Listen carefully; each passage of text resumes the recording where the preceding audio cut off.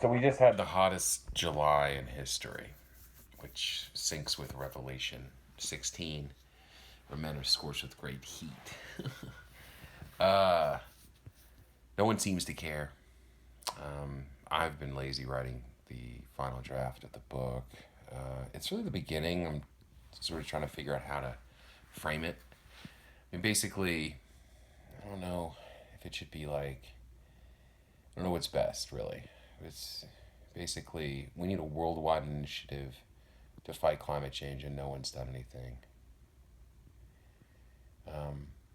So, because we all have to do our part, and no one has a plan, um,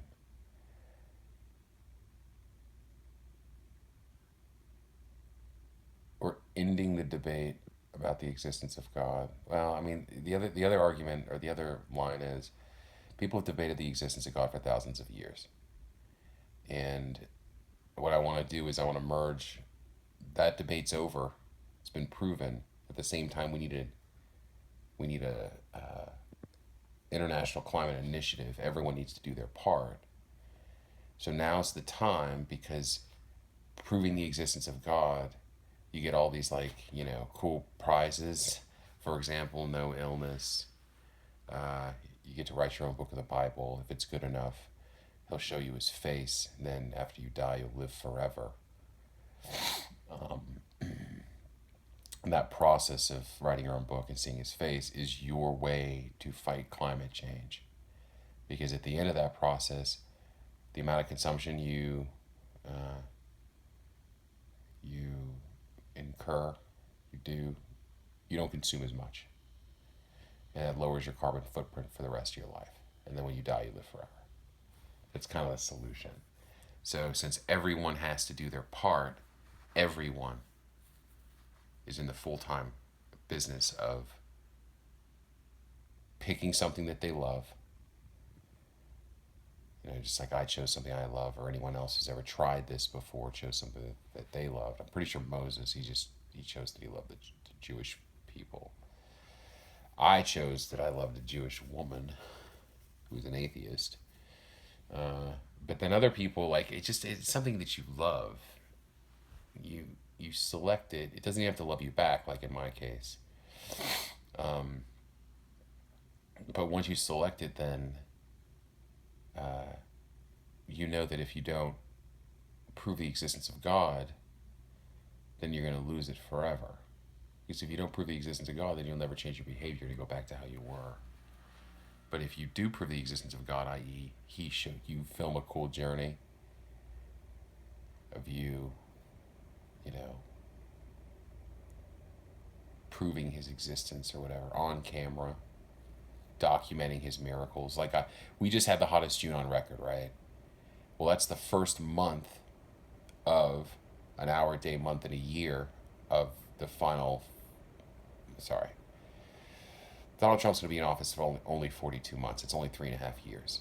And an hour, day, month, and a year, the final hour, day, month, and a year of his term is when one third of humanity, when the third part of humanity dies. Now, I don't know if that means one third of human beings, like 2.5 billion people, are actually going to die, or if it means the third part, i.e., we're like flesh, mind, and spirit.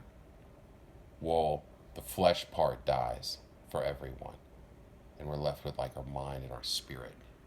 Because the flesh, I want a new, I got to get a makeover, I got to get a new car, I got to, all the stuff, the exterior stuff that causes carbon consumption, our carbon footprints to increase, all that goes away when you're done with this process. So, if everyone can see the face of God, in his full glory, not like a vision, not like a, coincidence, not like, oh, well, someone said something and I see God in that statement. Wrong. I'm talking about God in his full glory. I use he in God's full glory or her full glory. Whatever term you want to use. I'm not trying to be bigoted when I say his full glory. It's just how I see God as a guy. But you may see God as a woman or a fucking transgender. It doesn't matter. The point is, once you see his face, your carbon footprint goes to to nil, and you have effectively slayed the third part of yourself.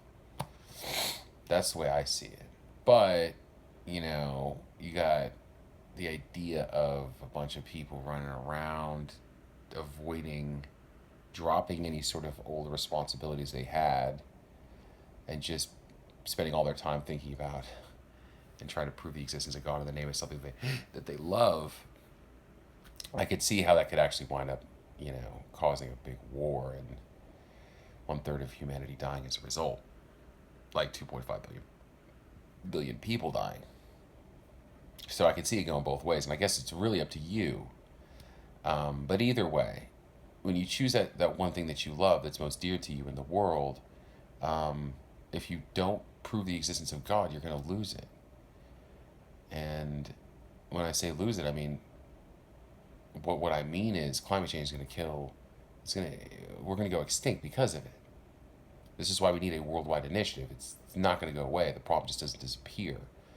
And if you look around at the world, things are so. No one's really that happy. Even if, people seem happy, they're not. Like celebrities, they look happy. They've got money and whatever. But you can see some all the time. Go to rehab, divorce, they're in jail, whatever it is. And then, it's not to say that some aren't, content and some aren't happy, but euphoric is what seeing the face of God leaves you feeling. And it's just been kind of I guess it's been kind of boring recently, now that I kind of have that whole sort of thing mapped out, because, it's lonely being the only person to have seen the face of God on the face of the earth. And, it's like you can see his face too.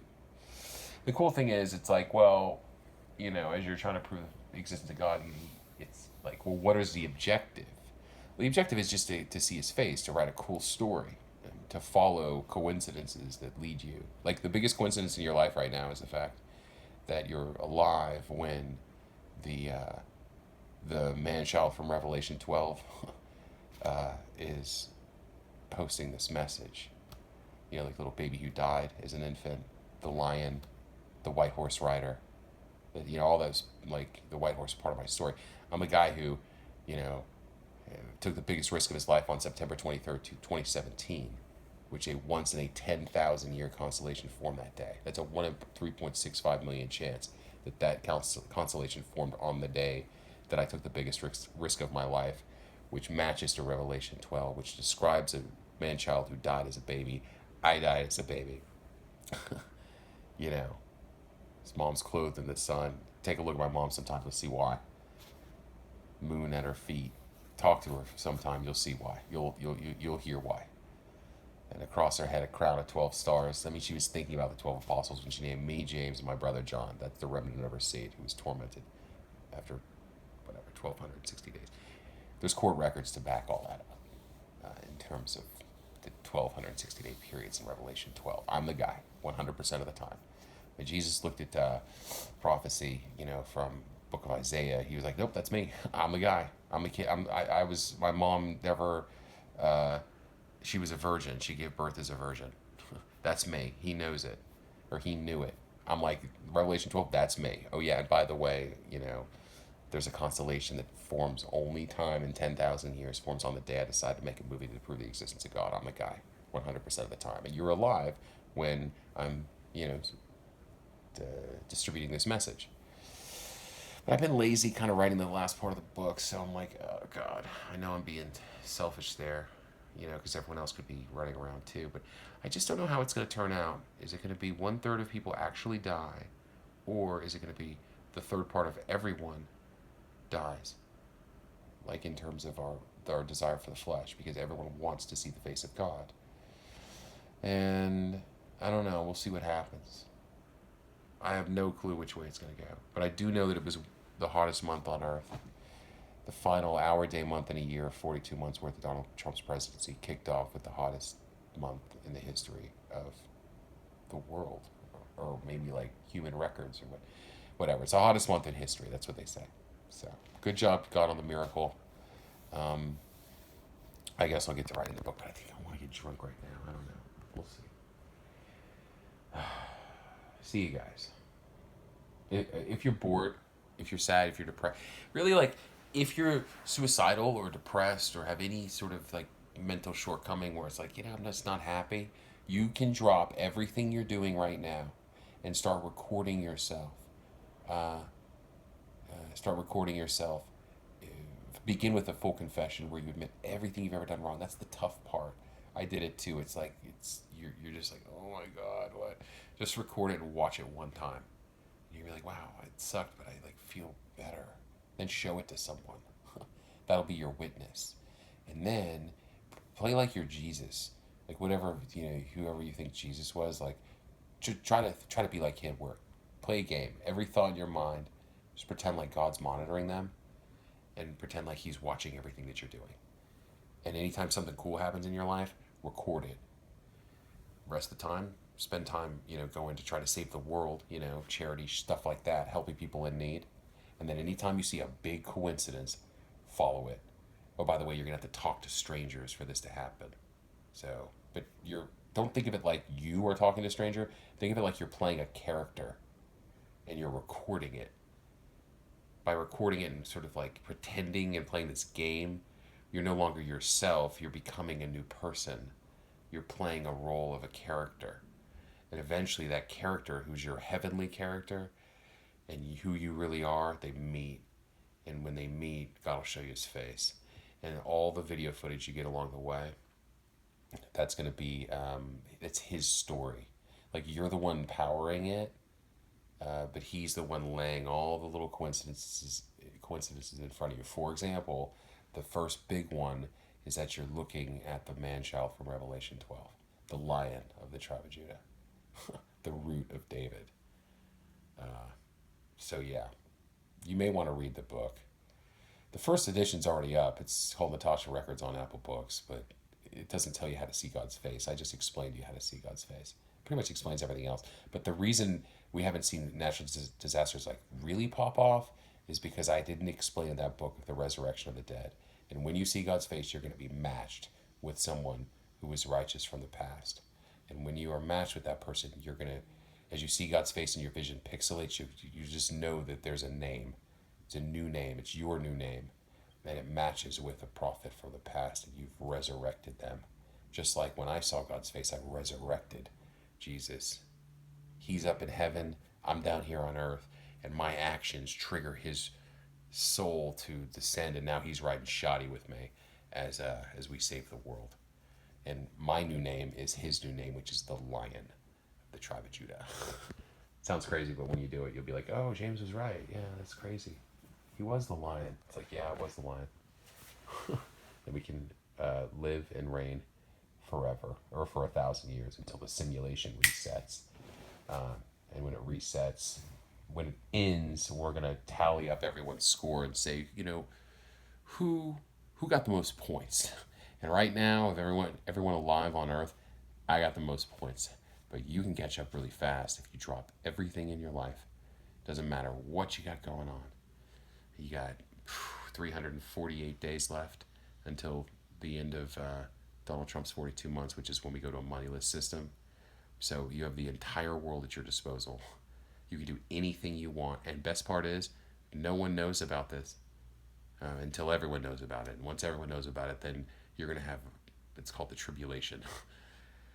But anyway, hopefully no one finds out about this for a little while for you. And if that's the case, then carte blanche. You can do anything you want in the world. So see you later.